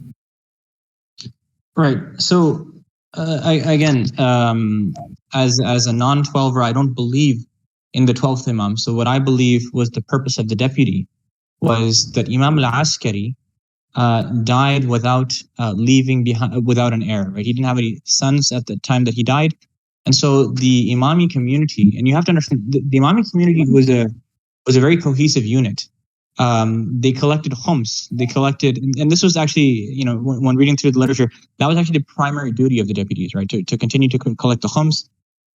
There's even discussions about the deputy appointing sub-deputies who would, convey the khums from other people to him. I think one of the nicknames of the first deputy was comes from the fact that he would sell oil and he would hide the khums in his oil containers or whatever. Anyways, long story short, what happened was when al-Askari died without an heir, the Imami community needed some kind of figurehead to kind of uphold the mantle. And so they already had this doctrine of father to son, except in the case of Hassan to Hussein. They didn't want to break that. They didn't want to go to another descendant of the Ahlul Bayt. Although Ja'far, son of al-Askari, did claim to be Imam, but again, not to talk the debate. They needed some kind of figurehead or leader for the Imam community. And so the deputy kind of held that position. That is the role of the deputy, to continue to manage the affairs of the Shias, kind of, use the seal of the Imam to represent the office of the Imamate, and continue, managing the khums distribution and collection, so on and so forth. I'll just speak briefly on this. So during the lifetime of the 11th Imam, Uthman ibn Sa'id was already in charge of the Wukala system, so the financial system through which people sent khums and letters and so on to the Imam, because the 11th Imam spent most of his life in house arrest. So he was reached primarily through these Wukala. And the leader of them was Uthman ibn Sa'id. So after the 11th Imam died, he had already appointed Uthman ibn Sa'id, or he had already given tawthiq to Uthman ibn Sa'id, and Uthman ibn Sa'id and many others reported to having witnessed the 12th Imam, both before the death of Imam Hassan al-Askari alayhi salam and afterwards. So the purpose of the Safir, or the deputy, was to be the point of contact between the Shia and the Imam during the minor occultation. So he was in charge of collecting the funds, he was in charge of letters going back and forth between the Imam. So the tawqis that came from the Imam, like the letters that we have from the 12th Imam, those came through the deputies. So that's the purpose of the deputies. Okay, perfect. Okay, so let's move through the questions quickly. Question for Silverado. From Elijah, he says, what purpose does it serve to have an infallible authority 24/7/365 when he's offline, inaccessible, and not reachable directly? So I'm guessing he's referring to like the 12th Imam today. The Imam's purpose is not solely as like a Q&A resource, right? Like the Imam serves many purposes, and one of them is on a cosmological level. So for example, how the Quran says that Allah would not punish the people while you, referring to Rasulullah sallallahu alaihi wasallam, was among them, right? So, and we find this with the cases of the previous prophets, where before Allah punishes a people, He sends the prophet out. So the explanation traditionally for why Allah has not like done what He did to Ad or Thamud, to any people since the coming of Rasulullah sallallahu alaihi wasallam, is because, well, Rasulullah was that hujjah for the entire world. So because of him, since he's rahmatan lil alameen, Allah basically did not punish anybody on the earth, like how He destroyed Thamud and Ad and so on. And this role is continued through the line of the Imam. So this is just one example of a role that the Imam plays. Like in the one of the tawqis of the Imams, he compares his role to the sun behind the clouds. So the light still reaches you even though you can't see it. So the Imam still has an important role in many other senses besides just being, you know, an infallible Q&A. Okay. This is from Musa to you, Omar. And Musa actually wanted to post multiple questions, but I'm not sure if he's going to do this, so I'm just going to read this one. So first of all, Omar, he narrates a hadith and from Bukhari. So if you can take a look at it. Zayd ibn Thabit, with the Quran was compelled, until the end. So go read that, Omar. He says, this hadith shows that not every piece of the Quran was given tawatur. How do we know which iteration of the ahruf wordings were to be accepted? Your argument is that if something is canonized later, it can't possibly be the true one. So how come you can apply this to a particular iteration of an ahruf? And he left some links there for you to see. Okay, so I don't have time to read the links right now. Maybe you can invite Musa on stage and clarify his question. Is the question that, I mean, we believe in, I think, 7 canonical ahruf, or qira'at. I forget. It's 7, is it 10? Again, I'm not well versed on that topic. Is the question that besides the canonical ahruf that we accept now, there were other deviant ahruf existing at that time, and therefore, an argument from silence could be used to kind of prove that those ahruf are also legitimate? Is that your question? Yeah, that's exactly my question. My question is pretty much that we have these other ahruf and qira'at floating around, but we don't know what to do with them. So, for example, we have a narration where instead of ta'am al-fajr, another wording is used, or different wordings of different verses. And in fact, there's even a hadith where they couldn't find 2 witnesses for a particular verse of the Quran. So, of course, as we all know, the common narrative goes that Uthman looked for 2 witnesses for every verse of the Quran, and that he needed to find that so that he could corroborate each verse of the Quran. However, there was one verse of the Quran which he couldn't find 2 witnesses for. So he found 1 witness for that person, and there was a funny hadith where someone narrated from the Prophet, oh, this person's witnessing is like 2 persons witnessing. So when that person witnessed that verse of the Quran, Uthman was like, okay, I will just take it as 2 witnesses and we'll do it. So now we have all these alternate wordings and all these alternate ahruf and qira'at. And so your argument is that if these things are canonized later, that means they can't possibly be pointing towards a true orthodox canonization. So in other words, your line of logic has to concede that the Uthmanic Codex could not have been the Orthodox Codex. That's basically my argument. Okay, so I don't even know where to start. So a couple of things. So first of all, that's not what an argument from silence is. That's actually the opposite of an argument from silence when there's extra information. An argument from silence is when there's missing information. So you're saying that there's extra qira'at that, how do we know how to deal with, how do we do an after the fact kind of canonization canonization.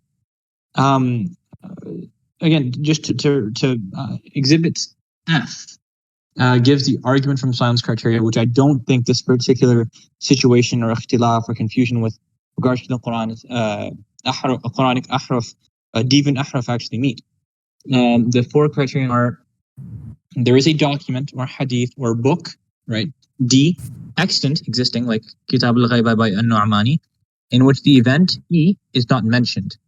Criteria 2, it was the intention of the author of D, Nu'mani, to enumerate exhaustively all the members of class of events of which E is supposed to be a member. Meaning he writes a book literally called Kitab al-Ghaiba, right? And he has a section in it when he talks about the deputyship.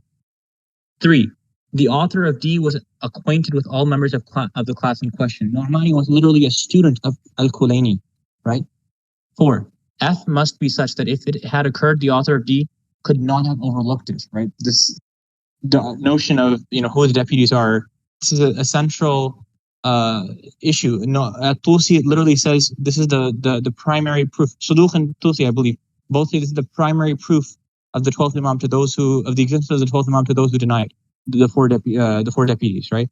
So that's the criteria applied. If you can apply those 4 criteria to the Quran or whichever Quranic ahruf you're trying to, I guess, prove the legitimacy of, then sure, I think it would apply. But I think what you're doing is a classic misapplication of the argument from silence. And it's not rare, by the way. Like an argument, if you read the whole paper that I sent, there's people who, and actually you're the one who brought this up to me before, Man kadhaba alayya, this famous mutawatir hadith. Join Ball kind of does a very sloppy analysis of occurrences of this hadith, and tries to make a similar kind of argument from silence of, it wasn't present in any early hadith, and he just overlooks dozens of, in fact, there's a whole paper on just missing books that he just completely neglected to look at entirely, or even books that he looked at that actually have the hadith, but he said they don't have the hadith. So it's very easy to misapply the argument from silence. I think it fits like a glove in this scenario. I don't think it applies to the Quranic ahruf example that you're referring to. Regarding the Man Kadhaba example, the argument that Juin Boyle was making was that in, for example, Sunan al-Nasa'i, that is a book that you would expect this sort of narration to be in, because it's a main canonical work. This is the same kind of argument that you also applied to Al-Kafi, for example. You said that this is a main canonical work. However, we also have examples from, number one, within Al-Kafi itself, and also from the fact that Saduq and Tusi are quoting from Kulaini, him directly corresponding with some of the deputies. For example, and also with respect to Al-Kafi, Kulaini himself in his introduction, he says that he was intending to write a bigger book than Al-Kafi, which was going to be more comprehensive and include more things. Najashi and Tusi also mentioned that Kulaini had other books, which one of which would include the Tawqis of Kulaini directly to the deputies. Now, Juin Boyle's argument is that if a hadith is not in a canonical work that would be expected to have that sort of hadith, then it has to be a fabrication by later people. Because if it weren't in there, then where else would it be? So his argument was that, okay, look, sure, Nasa'i had other books and he quoted the hadith in other books, But Joan Boyle's argument would be that because these people are quoting it from other books, they're just fabricating it on Nasa'i. They're just fabricating on Tirmidhi. They're not actually coming at it from an authentic perspective, because Tirmidhi had access to these chains, he had access to these things, but he didn't quote it from those chains. Now, this is the same kind of argument, basically. Just to clarify, like what Joan Boyle is saying. I think you're mischaracterizing what Joan Boyle is saying. So yeah. Yeah. So I would make the same accusation towards you that you're mischaracterizing what Joan Boyle is saying. I actually looked at his paper afterwards, and it's not quite as simple as I believe you're trying to make it out to be. If it's missing in a canonical book, therefore it's fabricated. He actually did an analysis, a region by region analysis. So he goes to Iraq. He didn't go there, but he looks at the books from Iraq, the earliest books from Iraq. He goes to the earliest books from Sham. He goes to the earliest books from Egypt. I believe An-Nasa'i falls into that category. I could be wrong. He goes to the earliest books from Hijaz, and he says, and he goes one by one, right? Okay, so this book is, these are the earliest books from Hijaz. It's not in Muwatta Malik, for example. Okay, he goes to Iraq. It's not in, I think it was Abd al-Razzaq al-San'ani or something. And he goes one by one, like showing. And a lot. And the funny part is, a lot of those books actually he gets wrong. I believe it may not even actually be in Sunan an-Nasa'i, but so what, right? Like what's his response? That's not how you apply argument from silence, right? The second criteria. Let's look at it again. Guys, we don't want to turn this thing into a discussion on the stage. So Omar, just finalize quickly your thing, and then let's just move on. I'll head off, and we can have that discussion later. Yeah, inshallah, we'll have an informal discussion where I can, one-on-one with everyone, kind of thing. But the second criteria, right?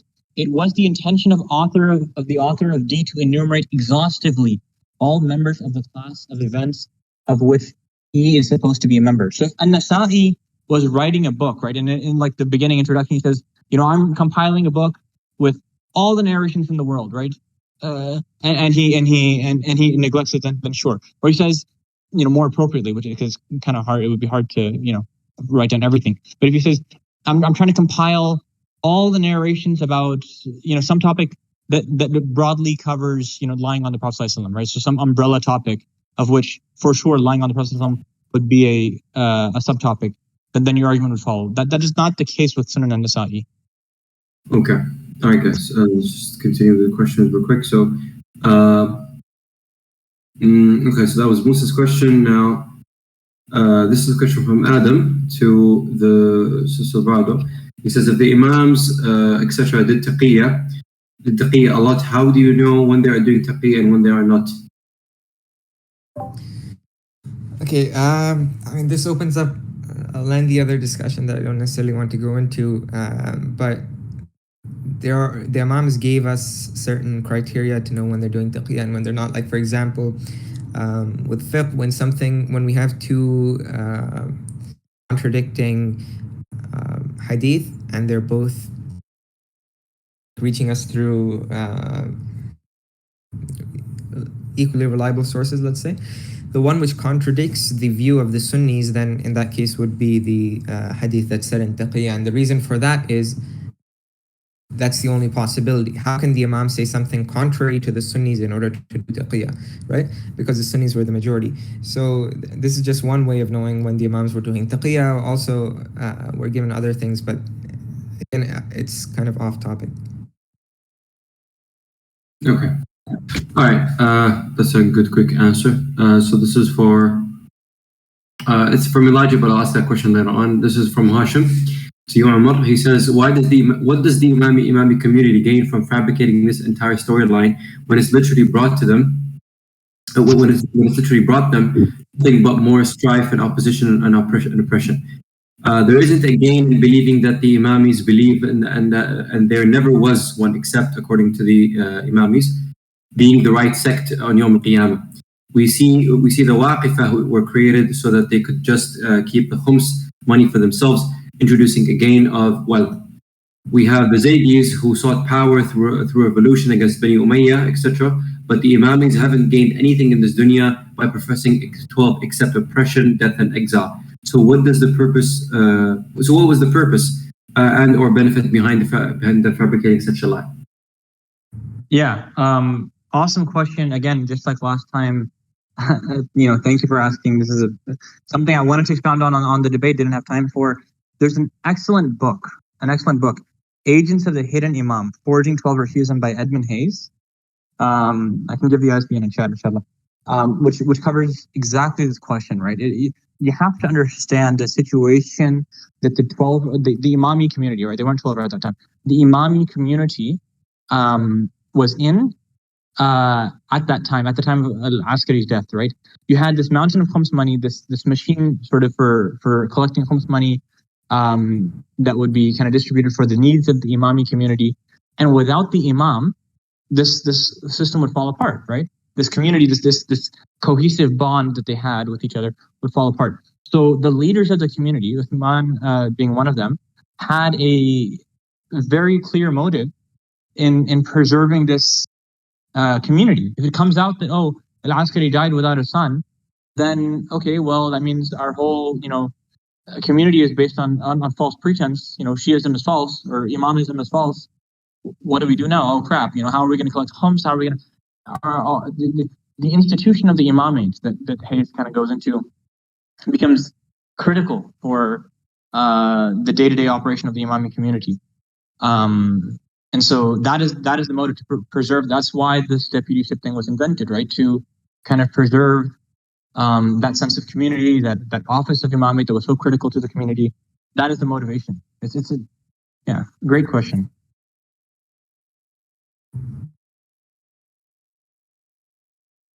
Okay. So this is also again from Adam to Silverado. As you mentioned that the deputies of taqiyya as well, couldn't they have protected themselves by claiming taqiyya if their names weren't announced as being successors and written by that book?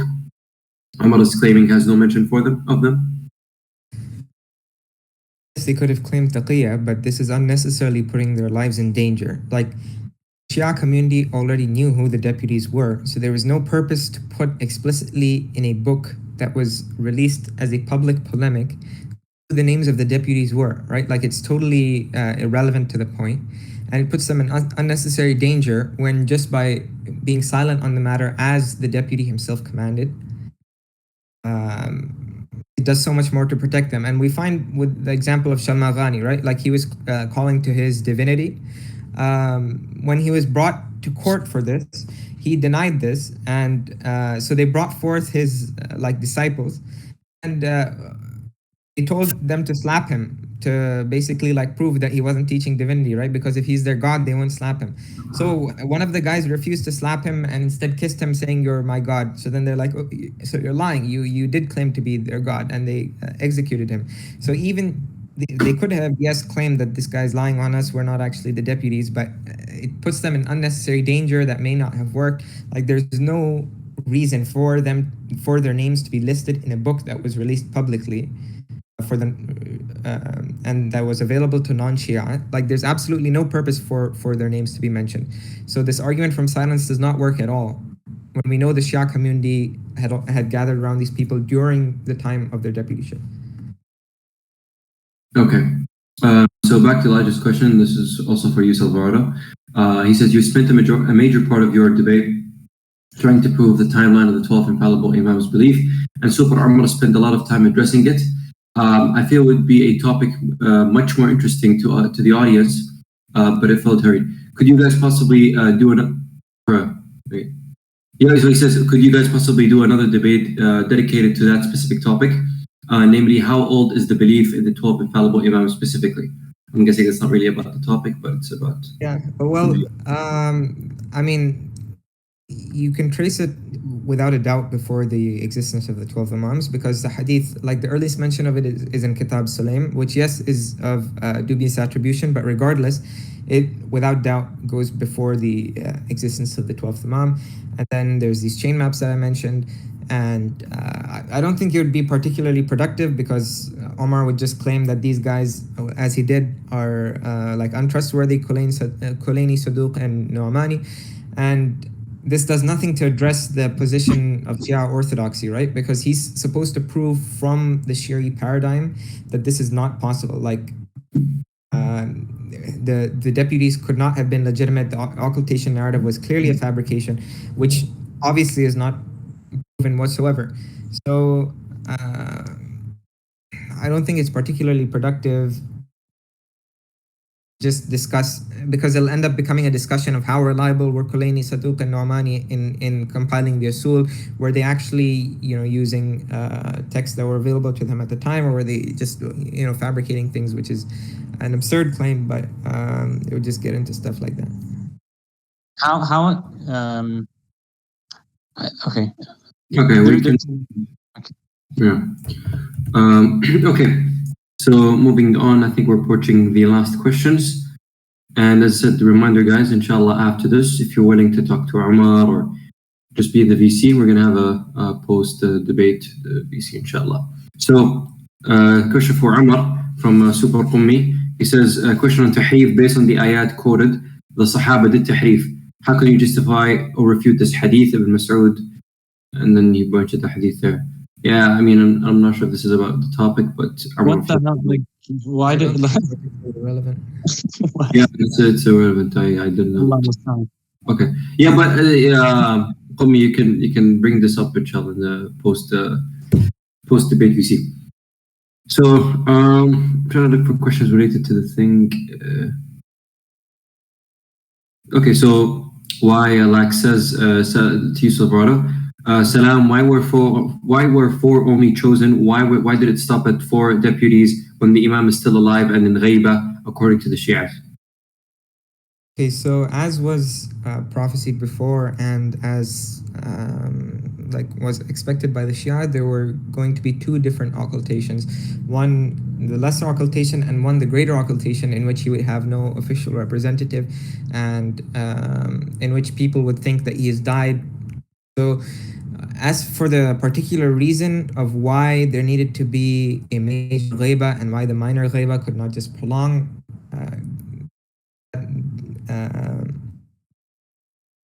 that's just, I don't know a good explanation for why it necessarily had to happen that way, other than that is how the Imams had said that it would be. And this is how the Shia community were expecting it to be. And this was Allah's divine will for there to be 2 ghaibas, and for the Imam to be totally concealed in his second and final ghaiba. Okay. Amar, this is again from Hashim.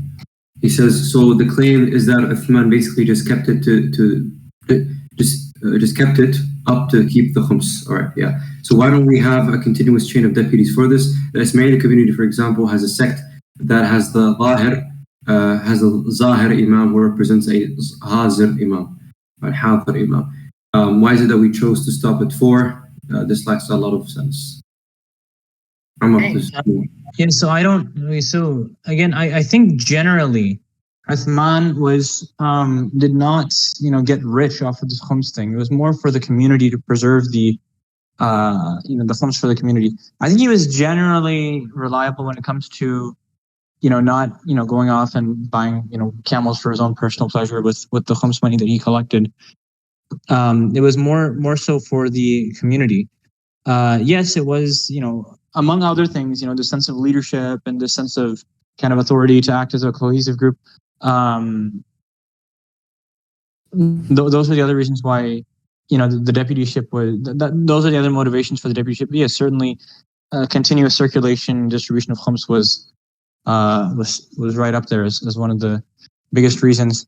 And then the reason why they stopped at 4 is because it would have caused too much infighting later on, or at least that's my hypothesis. I think, I forget. There was a very good example with proofs as well. That things are starting to fall apart later, and so that's why they kind of called the termination to. Can I just comment on something? According to what you're saying, Uthman ibn Sa'id fabricated this, out of the goodness of his heart, he pretended that the Imam still existed and he was collecting khums on his behalf so that he could benefit the Shia community and so that they would have continuity. If he's not doing it for personal gain, what motive does he have to do it? It was for gain of the community, right? So, I mean, the heads of the Imami community, right, would have known that Al-Askari died without a son, right? So already, like, I don't believe that these were honest people who perpetuated this hidden Imam narrative. The whole ghaiba thing, or at least the people who ascribed a ghaiba to the 12th Imam, the people who perpetuated this thing, none of them were honest, right? They kind of came up with this thing together. I don't know that it was Uthman who elected himself, or maybe the Imami community at large just kind of elected Uthman in like maybe like a Safifa kind of way.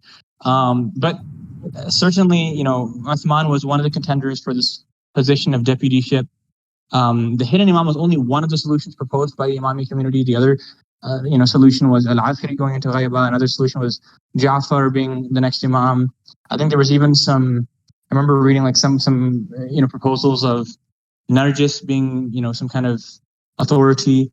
And this was just one, and yet the primary reason was to preserve the community, right? The Imam, I believe that certainly around the time of Jawad, right? Jawad, Hadi, Askari, the Imam became less of an independent person and more.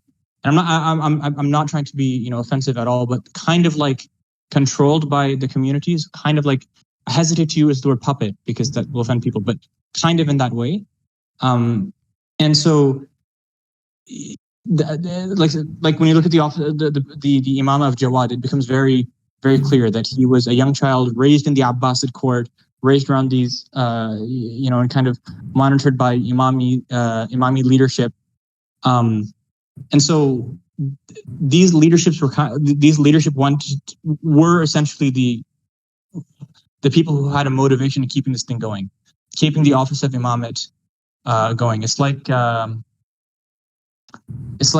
I don't know if you guys have seen Iron Man 3, where there's like this Mandalorian figure who is kind of the representative or the symbol of the movement. Not Mandalorian, the Mandarin.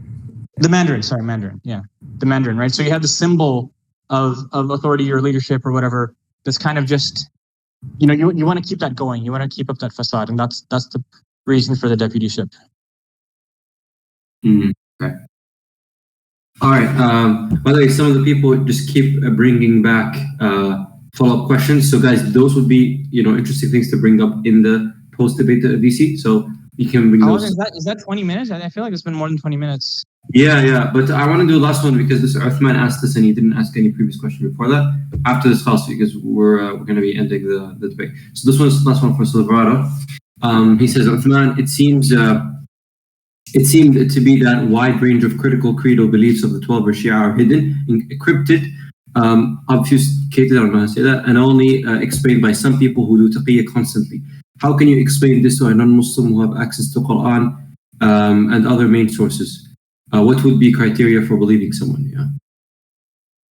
Okay, so Imams did taqiyya during their lifetimes, yes, but we have hadith from their close companions which tell us their beliefs, and these beliefs are corroborated through like tawatur, and they come from the usul which were written during the lifetimes of the Imams by their companions.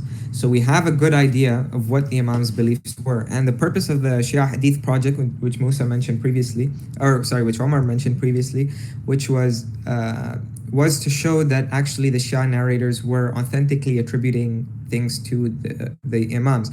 Because the whole purpose of that document is to show that there's like strong corroboration between things that the Shia attribute to the Imams and things that the Sunnis attribute to either the Imams or to the Prophet ﷺ as hadith. So the Shia were not just like fabricating this stuff and putting it on the Imam. They were actually conveying the beliefs of the Imams, and that's how we have a good idea of what the Imams actually believed. Okay, perfect. All right. Yeah, so there are other questions, but those are mostly follow-ups. So feel free to mention those in the VC. I'm not sure if Sabar is going to say. And Musa has a doc on taqiyya on his website, Zurara.com. So that's... Oh, yeah. So because he even DM'd you that he wanted to announce basically that they're going to be... he says that we plan on writing a document after this debate in the coming months on the topic addressing a lot of questions. So make sure to look out for it. He said it's going to be on his Zurara website. So yeah, this is his announcement. But yeah, that's really it for the debate. This was interesting. Thank you both debaters. And with that, we conclude. So I'm going to be ending the stage. But as I said, guys, we're going to be moving to the VC, and feel free to go there and ask, Omar, or I'm not even if still going to stay, ask questions. All right. Thank you, guys. Assalamu alaikum.